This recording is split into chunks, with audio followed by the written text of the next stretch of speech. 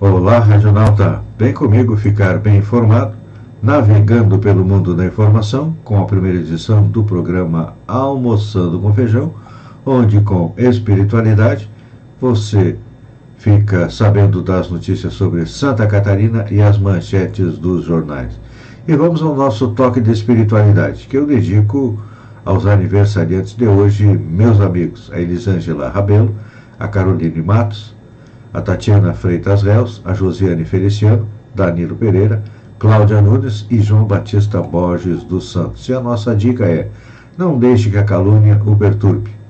Todos nós estamos sujeitos à calúnia, mas saiba superá-la, vivendo de tal maneira que o caluniador não tenha razão. Não revide a um ataque com outro ataque. Não se magoe com o caluniador, perdoe sempre.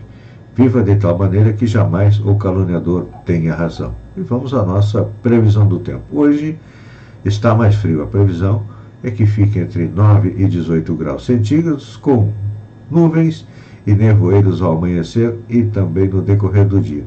E hoje entra uma massa de ar frio aqui no sul do Brasil.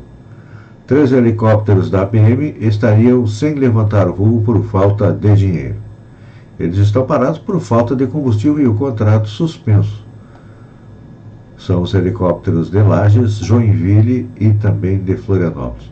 O comando da PM não quis gravar a entrevista e, por nota, não comentou sobre as dificuldades de manutenção do helicóptero. Disse que o uso é feito conforme a necessidade e que tem trabalhado em conjunto com outros órgãos que também têm aeronaves para evitar gastos excessivos. É que o Estado está quebrado.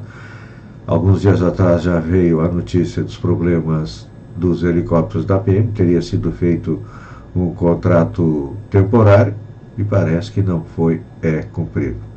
5 bailarinos do Bolshoi de Joinville são contratados pela companhia Balé na Rússia. A partir do dia 12 de agosto, 5 bailarinos da companhia Jovem Escola do Balé Bolshoi do Brasil, que fica sediada em Joinville, deixam o Brasil para realizar um grande sonho, fazer parte da companhia profissional no país do balé, que é a Rússia.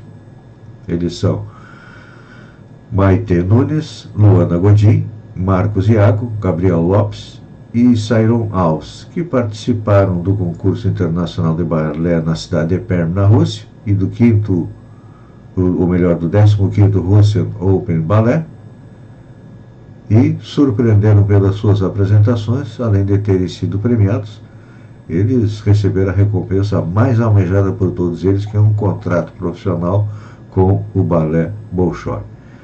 As vendas no supermercado de Santa Catarina registraram uma redução de 10,38% no mês de abril, comparado com março. Em relação ao ano anterior, a queda foi de 17,24%. De acordo com a Associação Catarinense de Supermercados, a queda nos primeiros 4 meses do ano foi de 1,89%. E agora, a greve dos caminhoneiros deve exercer um impacto ainda mais negativo no setor. O deputado Esperidião Amin apresentou uma emenda à medida provisória que autoriza o governo a subsidiar parte dos custos dos produtores e importadores do óleo combustível, limitando o benefício a caminhoneiros e ônibus. Com isso, carros de luxo movidos a diesel ficaram fora dessa política de preço. Uma excelente medida do deputado Esperidião Amin, porque realmente quem precisa de um combustível mais barato são os caminhoneiros e os ônibus. Quem tem carrão movido a óleo diesel tem mais que pagar. E vamos para as manchetes dos jornais. O Globo: Brasil supera a marca de 62 mil homicídios por ano.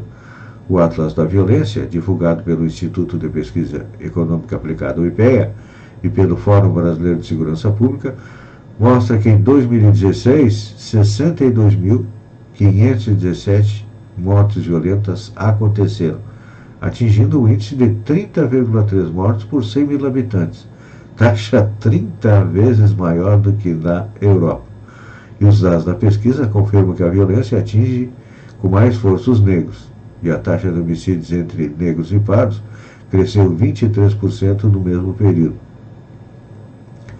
Guerra de facções aterroriza o Leme. O Leme viveu um dia de pânico por causa da guerra entre facções rivais no Morro da Babilônia e do Chapéu Mangueira. Os tiros começaram por volta das 5 da manhã, quando traficantes armados com fuzis chegaram à Avenida Princesa Isabel e invadiram o Morro da Babilônia. O mob subiu a favela e as ruas do bairro ficaram desertas. No fim da tarde, houve novo tiroteio, dessa vez do Chapéu Mangueira, e 2 homens morreram. Segundo a PM, eram bandidos que estavam armados com fuzil e pistola. O bairro vem sofrendo com tiroteios desde o início de março. O governo deixa para a ANP decidir sobre a gasolina. Após a greve dos caminhoneiros elevar a pressão sobre nova política de preços da gasolina, o governo deixou para a Agência Nacional de Petróleo decidir sobre o tema.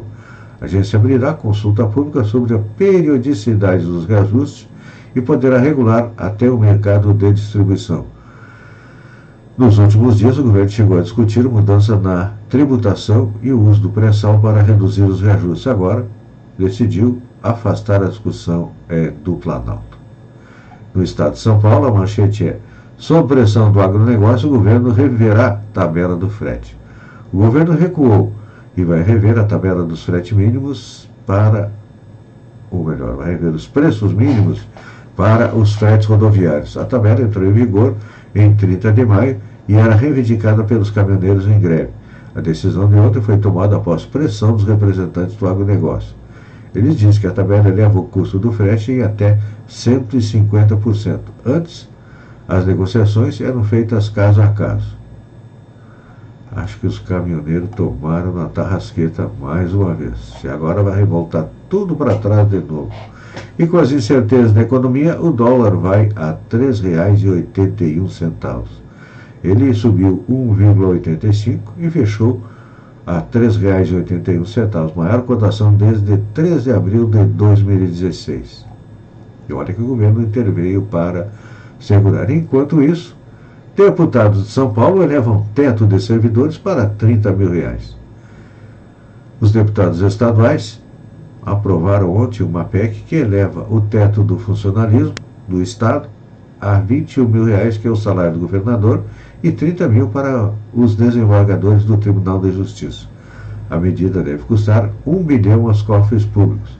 Na Câmara de São Paulo, 254 servidores ganham até 59 mil, que é acima do teto do Estado.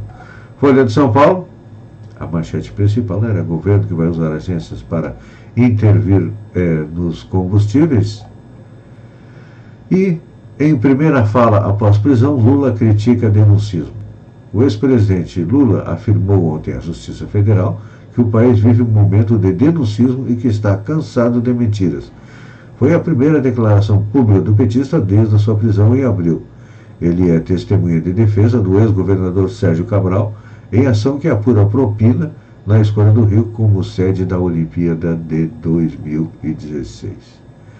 E ainda falando sobre o Atlas da Violência 2018, em 11 anos, o assassinato de jovens cresce 23%.